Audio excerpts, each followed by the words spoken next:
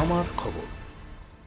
Hotel এবং hospitality অ্যাডমিনিস্ট্রেশনের উপর নানান কোর্স করার সুবর্ণ সুযোগ। Zonal centre, Sagarbhanga, Durgapur. বীরভূমের রামপুরহাটে 14 নম্বর জাতীয় সড়কে ফের পথ দুর্ঘটনা। মৃত এক, আহত 7 জন। একটি কচু বোঝাই ট্রাক্টর নিয়ন্ত্রণ হারিয়ে উল্টে গিয়ে মৃত্যু হলো এক শ্রমিকের, আহত 7 জন শ্রমিক। স্থানীয় সূত্রে জানা যায়, বৃহস্পতিবার আনুমানিক সন্ধ্যা 6টা নাগাদ রামপুরহাট থেকে নলহাটির দিকে একটি কচু বোঝাই ট্রাক্টর যাচ্ছিল। সেই ট্রাক্টরের উপর শ্রমিকরা বসেছিলেন। নিয়ন্ত্রণ হারিয়ে রামপুরহাট থানার বিনোদপুর মোড়ের কাছে উল্টে যায় ট্রাক্টরটি।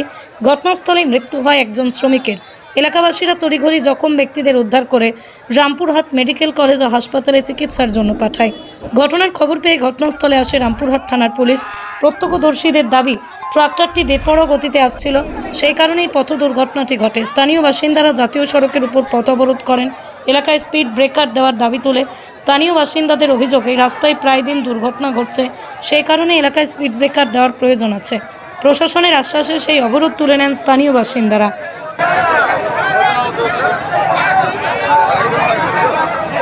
একটা ট্রাক্টর আসছিল, যেটা আপনার কচু বোঝাই ছিল।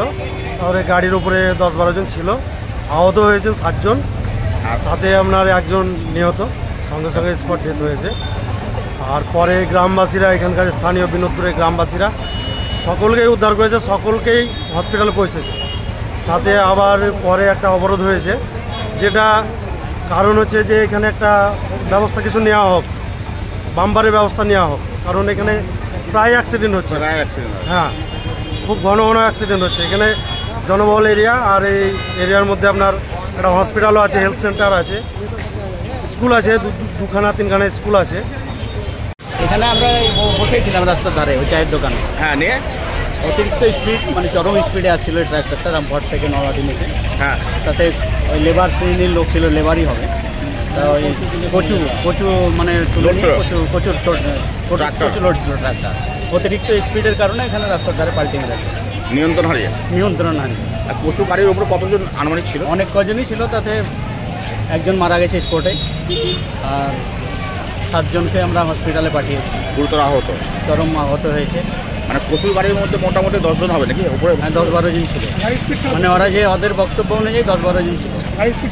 Advanced information and management status দিচ্ছে হোটেল এবং হসপিটালিটি অ্যাডমিনিস্ট্রেশনের উপর নানান কোর্স করার সুবর্ণ সুযোগ।